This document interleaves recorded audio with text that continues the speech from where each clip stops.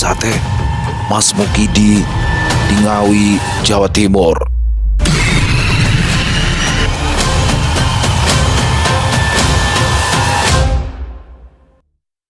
Assalamualaikum warahmatullahi wabarakatuh. Halo semuanya teman-teman. Selamat malam, selamat datang kembali di channel kesayangan kita, channel Lilo Bercerita, channel di mana kisah-kisah horor terbaik dari penulis terbaik ada di sini. Oke, masih bersama saya Ilo dimanapun teman-teman berada. Semoga teman-teman selalu dalam keadaan sehat walafiat tanpa kekurangan satu apapun dan dimurahkan rezekinya. Amin amin ya robbal alamin. Dan pada kesempatan yang baik ini, saya akan membawakan satu kisah dari Wulan Kemuning. Wah, ini kisahnya keren banget teman-teman. Tentang sepasang suami istri yaitu Mukidi dan Ngatemi yang membuka usaha warung sate di Kota Ngawi, Jawa Timur. Satenya sate kambing teman-teman. Salah satu makanan favorit saya tuh. Dan kira-kira ada misteri apa di warung sate kambing milik Mas Mukidi? Tapi sebelum kita masuk ke dalam kisahnya, buat teman-teman yang mungkin belum subscribe channel Lilo Bercerita, yuk bisa diklik dulu tombol subscribe. Jangan lupa lonceng notifikasi yang juga dinyalakan agar teman-teman selalu mendapatkan notifikasi dari konten-konten yang akan kami upload selanjutnya. Untuk channel Lilo Bercerita kami upload setiap hari teman-teman ya, setiap malam jam 9 malam waktu Indonesia bagian Barat. Nggak pakai berlama-lama lagi, pasti udah gak sabaran kan untuk masuk ke dalam kisahnya. Kita langsung saja masuk ke dalam kisahnya. Kita berangkat ke Jawa Timur. Seusai menunaikan sholat subuh, Mukidi masih duduk terpaku di balik meja kasir. Pandangannya tertuju pada tumpukan koran bekas di hadapannya. Koran yang dulu digunakan sebagai alas membungkus sate kambing saat usahanya masih ramai. Kini semuanya tinggal kenangan. Ia menarik nafas panjang, dadanya sesak oleh beban tuntutan. Sudahlah, coba keluar cari udara segar. Siapa tahu Allah bukakan jalan dari arah yang tidak disangka. Kalau begini terus, cuma ngelamun, pikiran malah makin buntu, gumam Mukidi. Dia berdiri, namun sebelum keluar, berbelok ke arah dapur. Begitu sampai di ambang pintu, ia terdiam. Di sana, Ngatemi sang istri sedang sibuk, tubuhnya besar, gerakannya kasar, menyimpan emosi. Dek Ngatemi, panggil Mukidi berhati-hati setelah mengumpulkan keberanian. Ngatemi berbalik, tatapannya tajam, wajahnya tegang. Apa? Mau sarapan? Mau makan? Ya, ucapnya dengan nada ketus tanpa jeda. Mukidi belum sempat menjawab, Ngatemi sudah meraih 2 piring kaca bening di dekatnya, lalu menyerahkannya dengan gerakan kasar. Nih, makan sekalian sama beling-belingnya, biar puas. Mukidi memberanikan diri untuk bicara.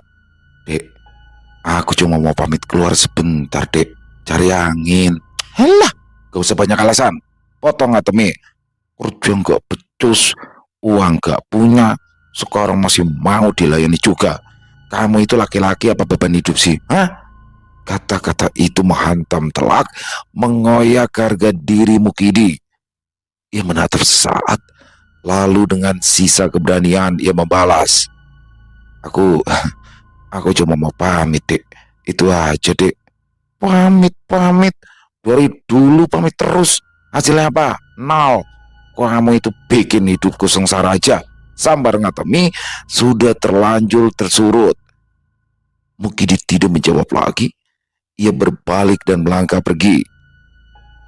Namun, ocehan Ngatemi mengejarnya. Tajam, pedas, menghina, menguliti sisa kesabaran yang masih ia miliki. Padahal niatnya tadi hanya ingin pamit. Waktu terus berjalan. Matahari sudah tinggi, sinarnya menyengat tanpa ampun. Dengan pakaian yang masih sama, baju koko putih, sarung dan peci hitam, Mukidi menjauh dari bangunan semi permanen di Jalan Yosudarso dekat alun-alun Ngawi. Tempat itu menjadi saksi runtuhnya usaha sekaligus sikap lembut istrinya. Mukidi berjalan tanpa arah, menyusuri jalan tempat ia dulu datang dengan harapan besar untuk hidup mandiri setelah menikah. Sialnya, kenyataan berkata lain. Tiba-tiba saja Mukidi tersentak, langkahnya terhenti, ia menoleh ke kanan dan ke kiri, matanya menyapu orang-orang yang berlalu lalang, tapi tak satu pun wajahnya terasa familiar. Perasaan tadi ada yang manggil ya? Siapa? Apa aku udah mulai gak waras ini? Guma Mukidi bingung, ia mengusap wajahnya kasar, mencoba menepis pikiran itu, akhirnya melangkah lagi, lalu berhenti di Jalan Sultan Agung, dekat toko bahan bangunan. Di sana berdiri pohon lamtoro yang rindang. Mukidi duduk di bawahnya, memijat pelipis kepalanya berat, memandang berkunang-kunang saat menatap kakinya yang penuh debu. Ya Allah, berarti sudah sejauh ini aku jalan tanpa sadar ya, keluhnya. Tiba-tiba saja sebuah tangan menepuk pundaknya dari belakang cukup keras. Mukidi terlonjak dan langsung menoleh. Ya Allah, aku kira demit yang manggil dari tadi, serunya kaget, ketegangannya mengendur saat melihat sosok di depannya. Loh, Pak Desa Pari, sampean tuh rupanya. Demit, mana ada siang bolong demit. Kamu ini ada-ada aja, kata Pak Desa Mari sambil menggeleng. Ia lalu duduk di samping Mukidi tanpa canggung, sementara tatapan Mukidi kembali kosong, kehilangan arah hidup. Pak Desa Pari memperhatikannya beberapa saat, lalu bertanya dengan nada serius. Kamu ini kenapa, Todi? Wajahmu kusut gitu kayak orang linglung. Ada masalah? Mukidi diam. Pak Desa Pari menghela nafas panjang, lalu menepuk pundaknya lagi sambil berujar. Di, hidup itu memang keras. Padi juga tahu rasanya. Tapi kalau kamu pendam sendiri, ya malah makin berat. Coba cerita ke Pak De, siapa tahu Pak De bisa bantu. Mukidi masih tertunduk, tangannya menyingkirkan debu di kaki. Pak Desa Pari melanjutkan. Kita ini sama-sama orang kecil, sama-sama cari makan, sama-sama pernah jatuh. Kalau Pak De tidak bisa bantu dari segi uang, mungkin Pak De masih bisa bantu carikan jalan keluar. Hening panjang, mata Mukidi mulai berkaca-kaca. Ya, Pak Desa Pari sebenarnya bukan asli orang Ngawi. Dia perantau yang kemudian menetap lalu sukses. Asalnya dari desa Ngareng, Lamongan, sekampung dengan Mukidi. Bedanya, nasib mereka jauh bertolak belakang. Pak Desa Pari orang yang beruntung, usahanya mapan, hidupnya berkecukupan, bahkan semua anaknya bisa mengenyam pendidikan tinggi. Sementara Mukidi justru sebaliknya, terjebak dalam kesempitan tak berujung. Ucapan Pak Desa Pari barusan masih terngiang di kepala Mukidi. Dia menoleh pelan. Jadi kepala rumah tangga itu ternyata seberat ini ya Pak De. Baru sadar aku. Bukan cuma soal cari makan, tapi tanggung jawab atas hidup orang lain. Ini baru istriku aja udah begini. Bagaimana nanti kalau punya anak? Dia menutup wajahnya dengan kedua tangan, air mata yang sejak tadi ditahan akhirnya luruh juga. Dalam benak Mukidi terlintas saat ia nekat meminta bantuan dana pada orang tuanya demi memulai usaha. Padahal ia tahu betul kondisi ekonomi orang tuanya sendiri tidak baik. Lebih menyakitkan lagi, uang itu bukan sekedar bantuan biasa. Orang tuanya harus meminjam ke bank, menggadaikan sertifikat sawah satu-satunya. Dan 3 bulan sudah menunggak. Itu artinya debt collector bisa datang kapan saja. Itu adalah ketakutan terbesar Mukidi. Isaknya pecah. Ia menyeka air mata dengan pundaknya bergantian. Setelah berusaha mengumpulkan sedikit kekuatan, akhirnya Mukidi berkata, aku udah gak sanggup lagi Pak De. Capek Pak De. Aku kepingin mati aja Pak De. Astagfirullahaladzim Didi. Orang yang lagi sekarat aja masih berjuang kepingin hidup.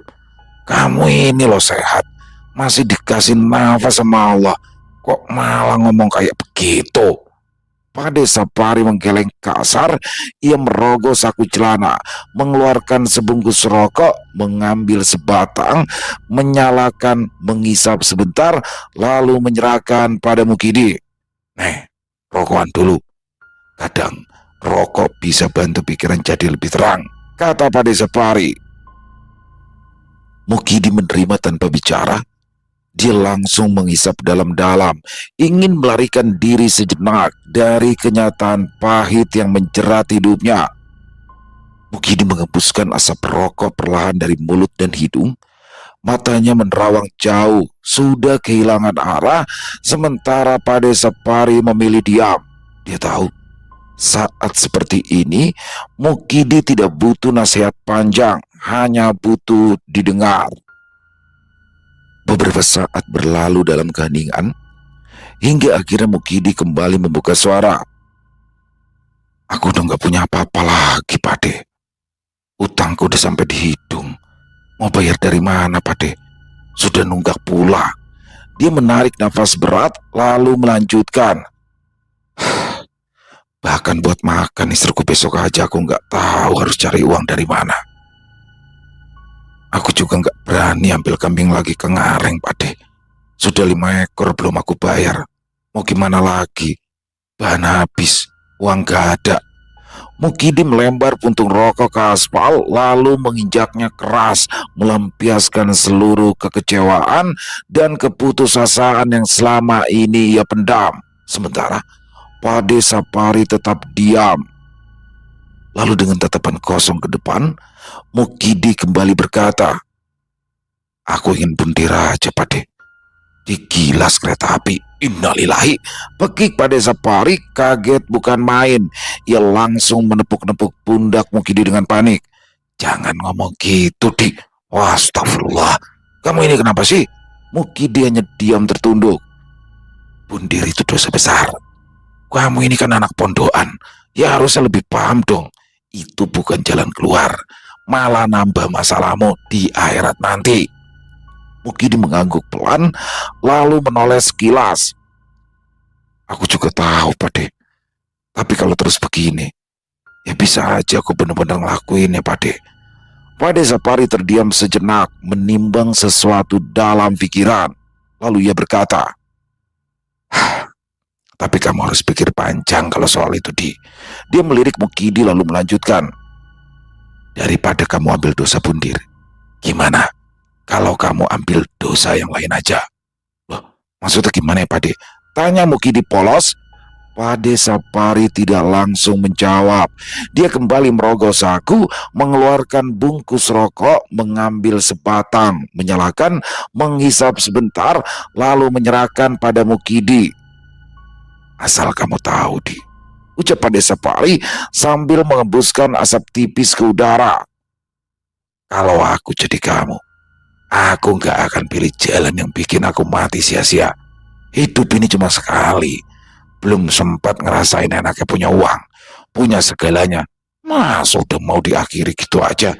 Kalau di jalan lain, ya kenapa nggak diambil?"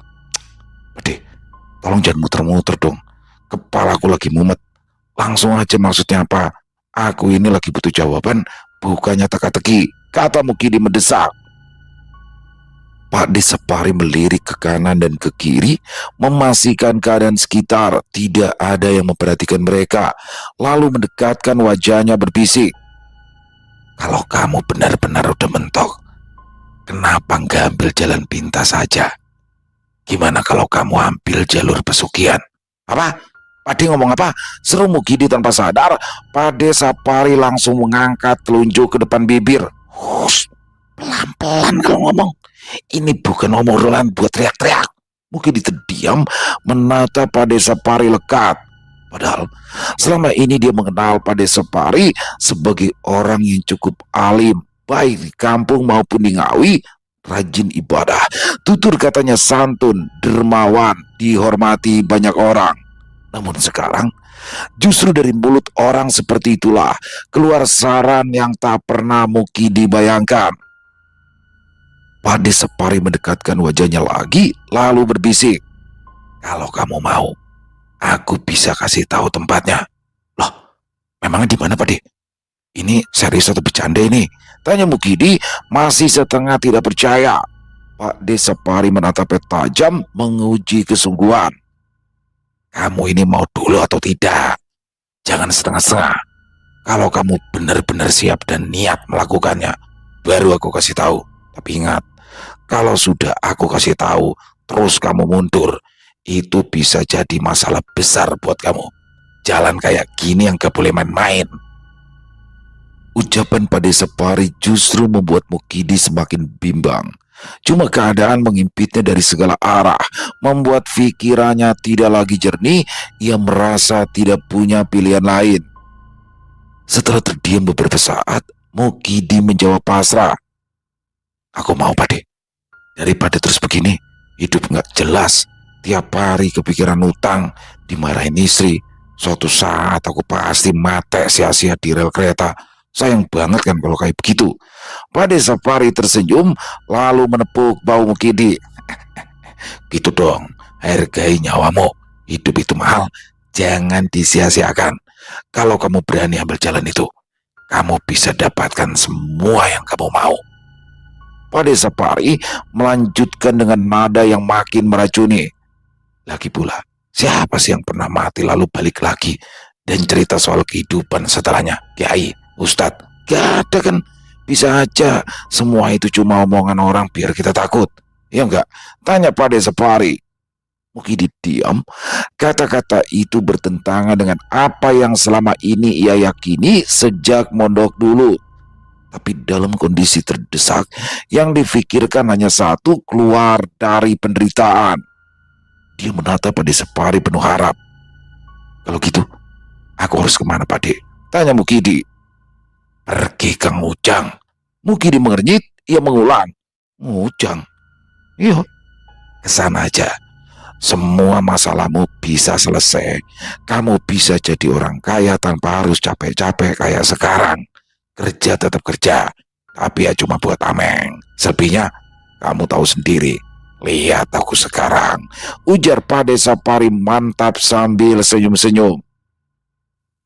Mukidi mencerna semua ucapan itu. Perlahan ada harapan meski berasal dari jalan yang gelap. Terima kasih Pak De. Ternyata kepergianku dari episode tadi gak sia-sia. Aku kira hari ini bakal sama aja seperti kemarin-marin. Ucap Mukidi tulus, matanya berbinar. Aku pergi dulu. Ingat baik-baik apa yang aku bilang. Jangan ragu. Pesan Pak De Sapari lalu berdiri dan pergi setelah menceritakan semuanya panjang lebar. Dia berjalan menuju mobil pribadinya yang terparkir di depan toko material lalu masuk tanpa menoleh. Mukidi memandang kepergiannya. Setelah itu, perlahan ia menengadahkan kedua tangannya. Terima kasih Allah, engkau sudah menunjukkan jalan. Ucapnya lalu mengusap wajah. Aku harus bilang nih sama Ngatemi. Semoga aja dia mau dan setuju. Kalau dia nolak, aku juga nggak tahu harus gimana lagi. Gumam Mukidi. Ia segera pulang dengan langkah setengah berlari, tak sabar untuk mengakhiri semua penderitaan yang selama ini menjerat hidupnya. Begitu sampai, Mukidi mencari Ngatemi dan menyampaikan semuanya, dari pertemuannya dengan Pak De Sapari hingga tawaran jalan pintas. Dia berbicara hati-hati, takut jika salah ucap justru akan memancing amarah. Setelah selesai, Mukidi menatap istrinya lekat-lekat. Menurut kamu gimana, Dek? Aku butuh pendapatmu ini. Ini bukan keputusan kecil. Ngatemi yang sudah mencerna semua pun menjawab. Aku ini udah capek hidup susah. Ya kalau memang ini bisa bikin kita keluar dari keadaan sekarang, kenapa nggak dicoba? Aku juga pengen loh ngerasain hidup enak, punya uang, gak terus-terusan jadi orang kekurangan, supaya bisa balas budi sama orang tuaku. Ya, aku juga sama Dek. Aku pengen hidup kita berubah. Aku pengen bisa balas kebaikan bapak sama ibu yang udah bantu kita. Aku gak mau mereka terus kepikiran gara-gara aku. Balas Mukidi. Ngatemi tersenyum manis. Seperti kebanyakan perempuan, hal yang terpenting adalah perubahan hidup. Selama bisa keluar dari kemiskinan, jalan apapun layak ditempuh. Keesokan harinya, Ngatemi menjual kalung emas yang menjadi simbol ikatan sakral demi ongkos perjalanan demi satu tujuan keluar dari kemiskinan. Menjelang tengah hari, Mukidi mengendarai motor metiknya. Makin lama makin jauh meninggalkan Ngawi menuju Tulung Agung. Ngatemi duduk diam di belakang, padahal biasanya cerewet tak pernah kehabisan kata hingga hampir 5 jam perjalanan ditempuh. Dari balik kaca helm, Mukidi mencium aroma yang begitu menyengat. Ia mengernyit, mencoba memastikan apa yang ia cium, namun bersamaan dengan itu bulu kuduknya meremang, tengkuknya berat, refleks. Tangan kirinya memijat pundak. Tepat di saat itu, Ngatemi menyandarkan dagunya ke pundak Mukidi, berbisik di telinganya. "Mas, kamu nyium gak? Apa ya, kok aneh banget, kayak mayat. Sudah, kamu pegang yang kuat aja. Jangan mikir macam-macam dulu. Kita fokus ke tujuan. Sebentar lagi sampai," ucap Mukidi. Namun, di balik kaca helm, Ngatemi masih mengembang kempiskan hidung, mencoba memastikan aroma itu benar-benar ada. Akhirnya diam, mempererat pegangannya. Perjalanan terus berlanjut hingga akhirnya memasuki wilayah lokasi yang dituju. Saat mendekati kawasan Ngujang, Mukidi kembali mengangkat kaca helmnya. Dia menatap sekitar, memastikan tempat itu sesuai dengan yang diceritakan pada Sapari. Akhirnya menarik nafas lega, perjalanan panjang tak sia-sia. Motor diparkir di area luar sesuai petunjuk. Mukidi turun lebih dulu, membuka helm, lalu membantu istrinya. Setelah itu mengulurkan tangan mengajak. Tanpa banyak bicara, mereka saling menggenggam, berjalan menyusuri jalan kecil menuju kawasan yang dikeramatkan. Tak lama kemudian, sebuah gapura menyambut mereka. Gerbang menuju area wisata yang di siang hari biasanya ramai, namun pada waktu seperti itu sunyi, terlebih malam Jumat Kliwon. Semakin jauh mereka melangkah, suara jangkrik saling bersautan, ritmenya tidak biasa. Mukidi meremas tangan Ngatemi, memberi isyarat agar istrinya tetap dekat. Tiba-tiba ia berhenti, menoleh ke segala arah. Sejak melewati gapura tadi, merasa seperti ada banyak mata mengawasi dari balik kegelapan. Namun Ngatemi justru tenang.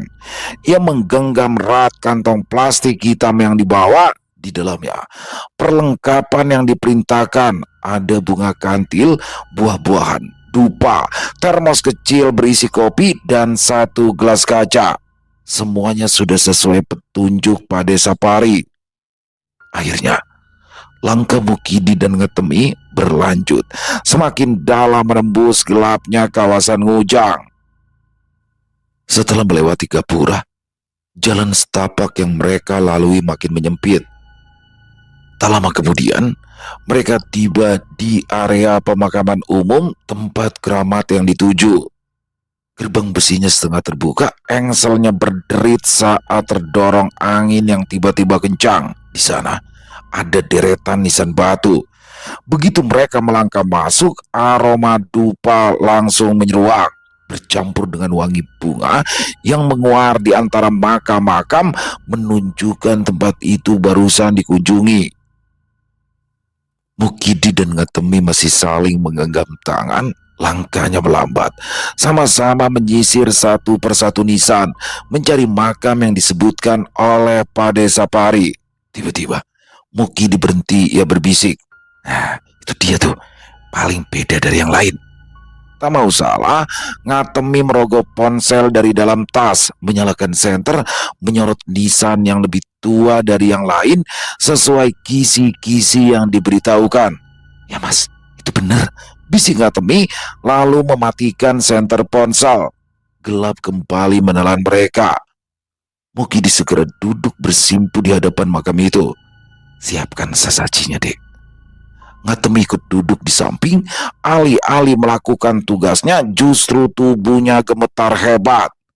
Melihat keadaan sang istri, Mukidi mengambil alih, membuka kantong plastik hitam, mengeluarkan satu persatu isinya. Dia menata semuanya di atas tanah, tepat di depan nisan keramat yang mereka tuju. Setelah semuanya tersusun rapi, Mukidi menarik nafas dalam, lalu mengangkat kedua tangannya di depan wajah, matanya terpejam, menghaturkan niat kedatangan. Kepareng nampi pisungsung kulo mbah, kulo nyuwun dalan, kulo nyuwun pitulungan. Belum lama kalimat itu selesai, angin tiba-tiba berembus sangat kencang. Daun-daun bergesekan, ranting-ranting kecil patah di sana sini. Suasana hening berubah drastis. Ngatemi refleks merapat, mencengkram tangan Mukidi erat. Hawa dingin merayap, menusuk hingga ke tulang. Mas, takut. Gak beres ini mas. Pulang aja yuk, bisik Ngatemi menahan tangis. Aduh, palang tanggung loh dek. Kita udah sampai sini. Masa mau mundur sekarang? Tahan dulu sebentar ya. Pasti ada tanda, bujuk Mukidi. Padahal jantungnya sendiri berdegup kencang, namun berusaha tetap tenang, lalu merangkul bahu Ngatemi menenangkannya. Belum juga sempat ketakutan itu mereda, tiba-tiba terdengar suara pecah keras. Diat! Mas, jerit Ngatemi histeris, tubuhnya tersentak. Dia hampir berdiri, namun Mukidi dengan cepat menarik tangannya, memaksanya kembali duduk. Tapi aku takut mas, ini bukan main-main ya Allah. Kita pulang aja yuk. Ayo, udahin aja mas, aku gak kuat. Rengek Ngatemi sambil mencubit perut Mukidi beberapa kali berharap suaminya luluh. Namun Mukidi tidak menggubris, justru duduk lebih tegak, wajahnya mengeras. Matanya menatap lurus ke depan, fokus pada sesuatu yang belum jelas. Dengan satu keyakinan, niatnya tersampaikan. Diam dulu dek, ini semua kan juga karena kamu. Dari awal kamu mau cepet kaya, sekarang jangan mundur. Kita udah terlanjur di sini, jadi diam, ikuti. Desis Mukidi, tangannya mencengkram pergelangan tangan Ngatemi kuat, tak memberi kesempatan untuk perempuan itu lari. Akhirnya Ngatemi tak membantah, meski tubuhnya masih gemetar. Sementara itu, pandangan Mukidi terkunci pada satu titik di kejauhan sekitar 100 meter dari tempat mereka duduk. Bayangan perlahan muncul dari balik pohon paling besar. Awalnya samar, lalu semakin jelas hingga bentuknya benar-benar sempurna. Makhluk itu besar, jauh melebihi ukuran manusia. Tubuhnya dipenuhi bulu lebat menyerupai kera. Matanya menyala merah menembus gelap malam. Mas, aku takut mas. Rengek Ngatemi lagi. Mukidi tidak merespon. Ia tak berkedip, menatap ke sosok makhluk yang melangkah mendekat. Setiap pijakan kakinya membuat tanah bergetar. Semakin dekat, angin semakin kencang, hawa dingin semakin menusuk. Saat akhirnya berhenti tepat di hadapan mereka, makhluk itu membuka mulut lebar-lebar. Deretan taring panjang berlendir terlihat jelas ketika petir tiba-tiba saling sambar. Manungso, apa nih bali aku? Jaluk apa marang aku? Tanya sosok itu. Mukidi langsung menangkupkan tangan di depan wajah, tubuhnya membungkuk dalam. Ampuni hamba mbah, kami datang ke sini minta bantuan. Tolong kabulkan permintaan kami, ucap Mukidi terlintas begitu saja. Di sampingnya, Ngatemi memalingkan wajah. Setelah dari sudut matanya, dia melihat beberapa orang berjalan santai di jalur setapak makam, hanya beberapa meter dari mereka. Tapi aneh, tak satu pun menoleh, seolah-olah mereka berdua tidak ada. Mas, ada orang lewat, tapi kok mereka nggak kayak ngeliat kita yo. Aduh Ngatemi, diem, jangan noleh kemana-mana, desis Mukidi tanpa berpaling sedikit pun. Ngatemi langsung mengikuti gerakan suaminya. Aku seneng yen ono menungso njaluk, kata sosok itu lalu menatap mereka bergantian. Apa sih kok karep ke manungsa? Pada sesi itu, Ngatemi lebih dulu bersuara tegas penuh ambisi. Aku ngajak suamiku ke sini minta kaya, Mbak. Aku pengen dadi wong sugih. Aku wis kesel urip miskin. Ucap Ngatemi tanpa ragu, makhluk itu mengendus ke arah Ngatemi. Kowe kepengen sugih? Nggih, Mbak. Kula kepengin dadi wong sugih. Jawab Ngatemi mantap. Nanging penjalukmu kuwi ora gratis menungso. Ngatemi justru makin berani. Syaratnya apa, Mbak? Mugidi menoleh cepat. Mi, ojo. Diam dulu, Mas. Biar aku denger. Potong Ngatemi tanpa mengalihkan pandangan. Makhluk itu melangkah satu langkah lebih dekat. Tanah di sekitar makam mendadak miring, membuat tubuh mereka goyah hingga harus mencengkram rumput liar agar tidak terjatuh. Saben 5 sasi, kowe kudu nyediain aku tumbal nyawa menungso saka keluargamu dhewe. Jantung Mukidi seperti mau copot. Faham maksudnya. Makhluk itu kembali menambahkan, yen kowe gagal, kabeh bandomu bakal tak balekno nganggo cara sing luwih nglarani. Wajah Mukidi pucat pasi, tapi Ngatemi justru tersenyum. Makhluk itu menatap mereka terakhir kali, menunggu jawaban yang akan mengunci. Baik, Mbah. Aku ora bakal ingkari. Ibu bapakku karo mertuaku tak ikhlaskan. Ucap Ngatemi mantap tanpa sedikit keraguan. Mata Mukidi membelalak.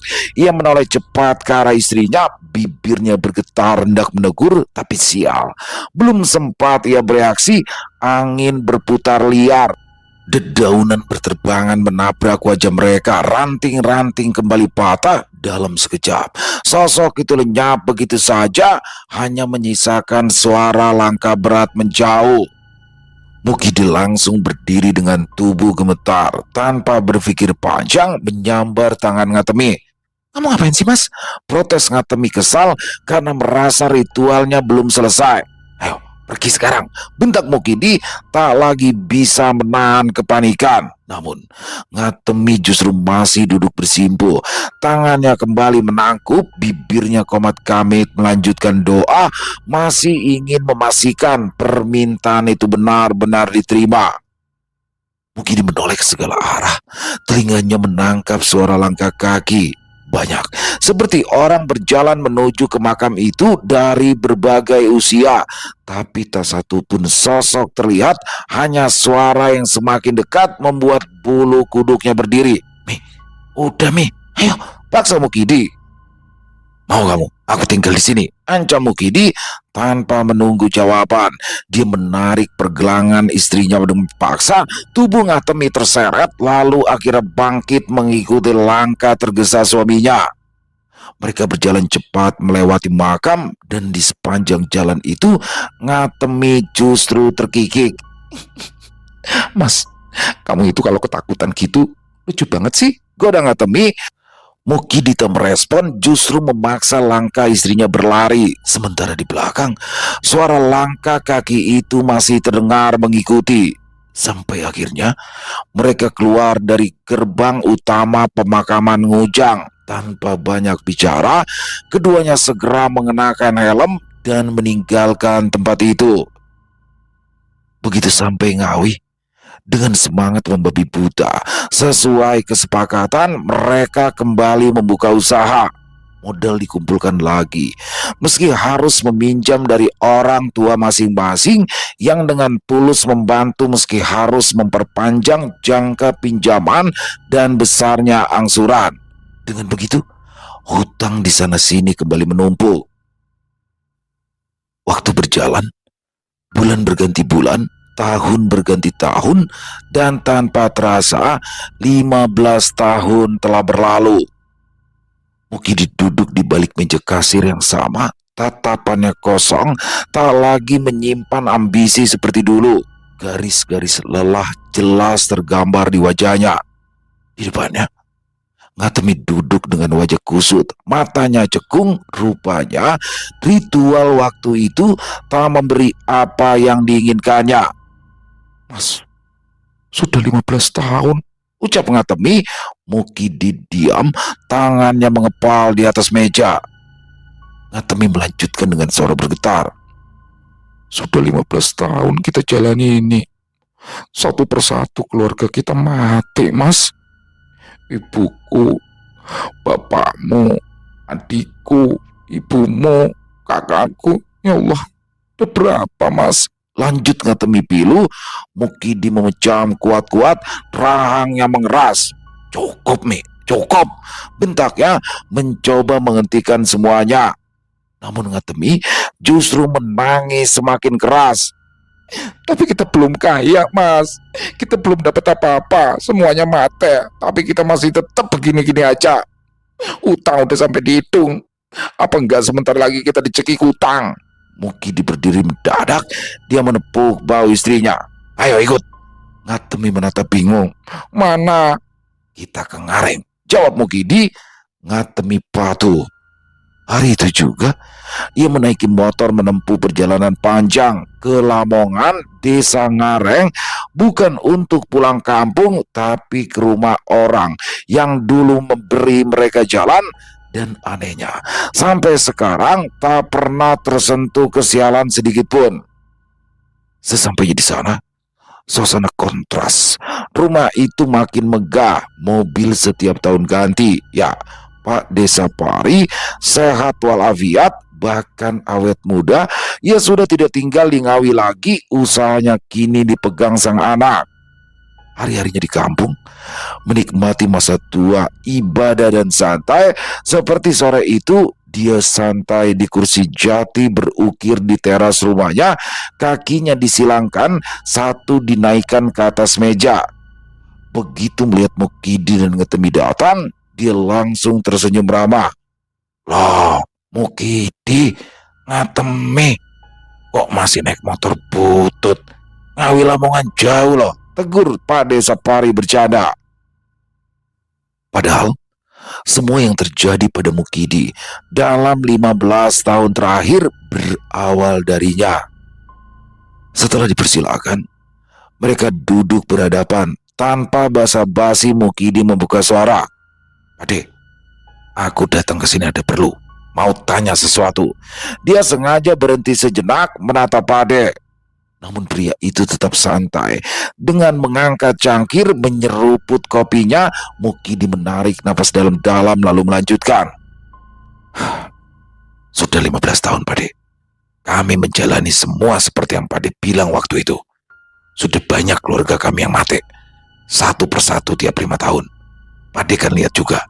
Tapi kami kok belum juga kaya-kaya, Pade. Jujur Mukidi, dia menuntut dan memohon penjelasan. Pak Desa Pari perlahan menurunkan cangkirnya, bukan menjawab serius, ia justru terkekeh. Atau ada yang salah ya, Pade? Kok kami belum kaya-kaya juga sih? Tanya Ngatemi setelah saling pandang dengan Mukidi. Namun, Pak Desa Pari menggeleng lalu berkata tanpa beban. Loh. Siapa yang bilang kalau ke sana itu pasti berhasil? Loh, maksudnya gimana, Pade? Sambar Mukidi. Pak Desa Pari menaikkan kedua bahu, lalu meraih kembali gelas kopinya, menyesap perlahan, kemudian menyulut sebatang rokok, mengembuskan asapnya santai ke udara. Di sela hisapan itu ia berkata datar. Yuk koyo orang mancing. Ada yang dapat, ada yang tidak. Paham maksudku? Maksudnya Pade apa sih? Protes Ngatemi meski sudah mengerti arah ucapan itu. Seperti orang berjualan, dagangan boleh sama, tapi rezeki berbeda. Pak Desa Pari menatap mereka berdua lalu menjawab. Ya maksudku itu jelas. Berarti kalian berdua memang ditakdirkan jadi orang miskin, belum kere. Mau pakai pesugihan, tumbalnya sudah dimakan sekalipun, ya tetap saja kere. Maaf, aku nggak jujur dari awal, karena jujur itu menyakitkan. Tambah Pak Desa Pari mengentengkan. Seketika wajah Mukidi memerah padam. Tangan yang sejak tadi mengepal perlahan melemah, tak mampu meluapkan. Jadi selama ini semua sia-sia. Tanya Ngatemi. Pade Sapari tak menjawab. Ia bersandar santai di kursinya, kembali mengangkat cangkir, menyeruput kopi, menganggap kematian demi kematian yang baru saja diceritakan hanyalah cerita biasa. Akhirnya air mata Mukidi jatuh beranak sungai ketika wajah keluarganya bermunculan. Mereka yang menopang tanpa pamrih justru ia serahkan demi janji kosong yang tak pernah datang. Sementara Ngatemi kehilangan kekuatan, tubuhnya melemah. Penyesalan yang dulu tak pernah ia rasakan datang sekaligus.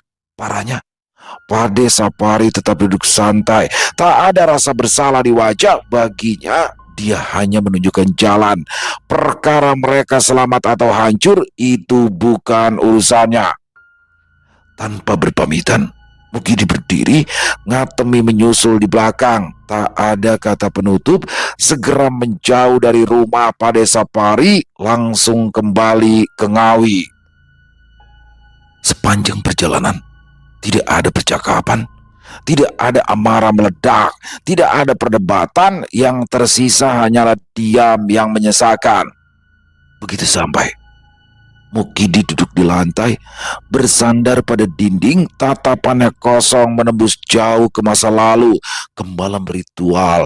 Di pemakaman Ngujang, suara tawa makhluk itu yang masih terngiang ke satu persatu wajah keluarga yang telah pergi. Di sudut lain, Ngatemi duduk memeluk lutut, rambutnya berantakan, tubuhnya makin kurus, matanya sembab karena menangis hampir sepanjang perjalanan Lamongan Ngawi. Lama mereka terdiam, sampai akhirnya suara Ngatemi memecah keheningan. "Mas, apa masih ada jalan?" tanyanya penuh harap sekaligus takut. Mukidi menarik nafas panjang, menahannya sejenak sebelum mengembuskan pelan. Ia sendiri tidak benar-benar yakin, tetapi tahu tidak bisa terus seperti ini. "Ada. Kita masih punya jalan," jawab Mukidi akhirnya. Ngatemi menatapnya. "Kemana, Mas?" "Kita ke Ponorogo. Aku pernah dengar di sana ada seorang kiai yang bisa melunturkan hal-hal seperti ini." "Beneran, Mas?" tanya Ngatemi. Mukidi mengangguk. Keesokan harinya, mereka berangkat. Perjalanan menuju Ponorogo ditempuh dengan tubuh yang lelah dan hati yang jauh lebih lelah. Sepanjang jalan mereka diam, sesekali saling menyentuh, memastikan satu sama lain masih kuat untuk melangkah. Hingga akhirnya mereka memasuki sebuah dusun di pinggiran Ponorogo, tempat rujukan terakhir bagi perkara yang tak bisa diselesaikan secara biasa. Di ujung jalan berdiri rumah joglo dengan halaman luas. Di sana tinggal seorang lelaki tua yang dikenal mampu memahami batas antara yang kasat mata dan yang tidak. Namanya Mbah Kholil Wiryodarmo. Mukidi dan Ngatemi melangkah masuk dengan ragu. Ada perasaan bersalah yang menahan kaki mereka, seolah mereka tidak pantas berada di tempat itu. Di teras, Mbah Kholil duduk bersila di atas dipan kayu, rambutnya putih, janggutnya panjang. Dia memakai sarung dipadukan baju koko warna abu. Mukidi mendekat, lalu bersimpu dengan kepala menunduk. Ngatemi ikut di sampingnya.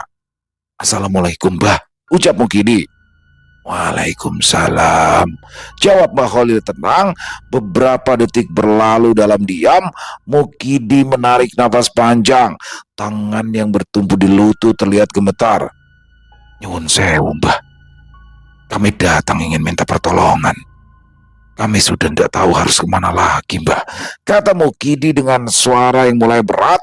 Mbah Kholil menatap mereka berdua, lalu berkata singkat, "Ceritakan." Mukidi sempat melirik Ngatemi, lalu kembali menatap ke depan.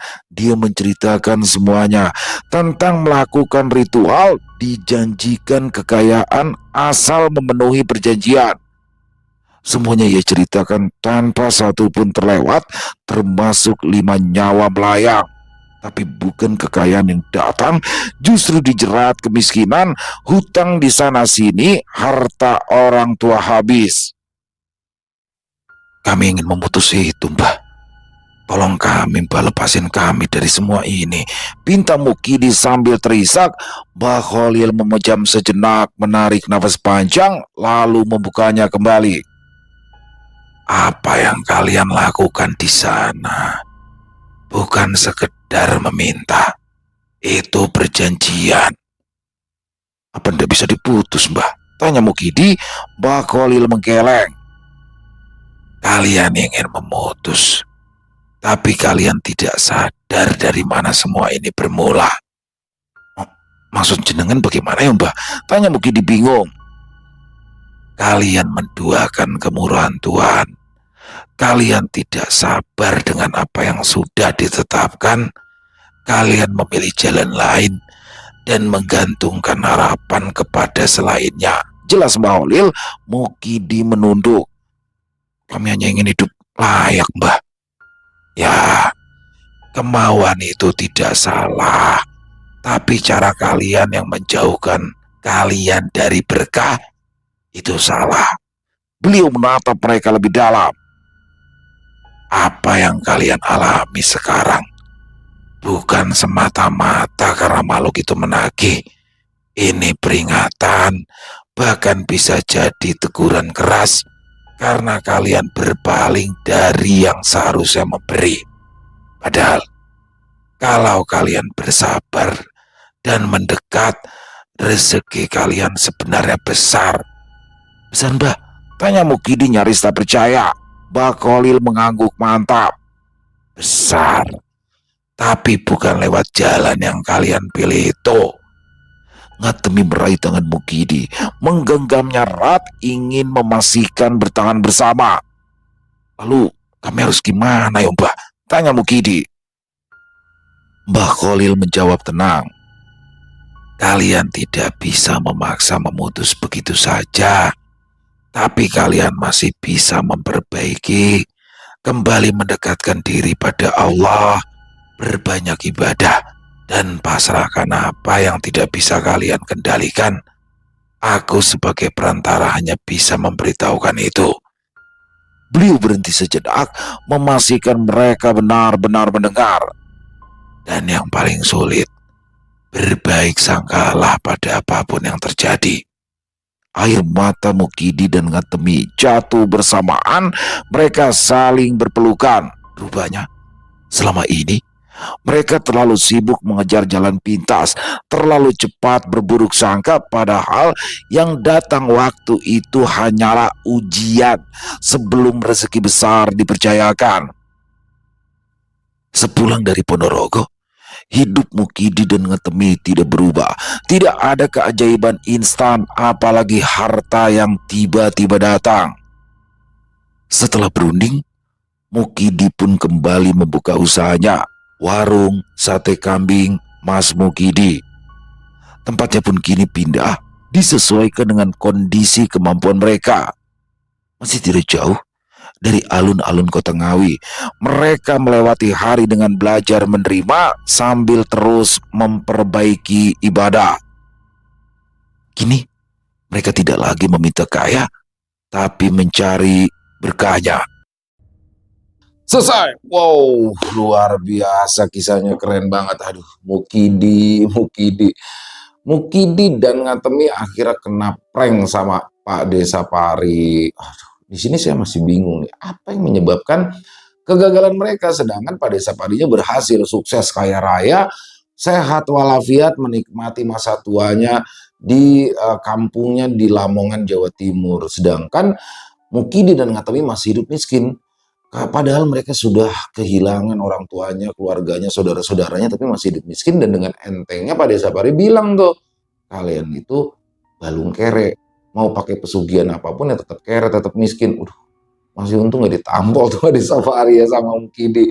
Tapi disinilah teman-teman, ya hidup semua orang punya jalannya masing-masing. Dan pada akhirnya Mukidi datang ke tempat kiai yang ada di Ponorogo, dan dengan sedikit kata-kata tersentuh hatinya, dan pada akhirnya Mukidi kembali lagi ke Ngawi dan kembali lagi membuka warungnya, warung sate kambing miliknya. Di sini diberjualan lagi, tapi kali ini tidak kaya yang menjadi tujuan utamanya, tapi melanjutkan hidup yang penuh keberkahan. Wah, keren banget. Terlepas dari ikatan, perjanjian, pesugihan yang pernah dia jalani, semuanya sudah dia ikhlaskan. Untuk urusan diampuni atau tidak, itu bukan urusan dia, tapi di sisa hidupnya Mukidi dan Ngatemi hanya berusaha, beribadah, dan masalah yang lain dipasrahkan pada Allah. Keren-keren banget di sini kisahnya. Ya tapi disitulah teman-teman, kita manusia hanya bisa berusaha, selebihnya kita pasrahkan sama Allah. Ya jadi itulah teman-teman, mungkin hikmah baiknya di sini adalah pesan yang menurut saya paling dalam, bahwa kita sebagai manusia hanya bisa berusaha, semuanya setelah berusaha kita serahkan sama Allah. Jadi yang pasti apa? Nggak boleh nyerah. Apapun yang terjadi nggak boleh nyerah. Intinya tetap harus berjuang dalam hidup. Untuk sisanya serahin aja sama Allah, dan semoga kita semua selalu menjadi orang-orang bahagia, sehat, dan sukses selalu. Amin amin ya rabbal alamin. Terima kasih Wulan Kemuning, kisahnya keren pakai banget.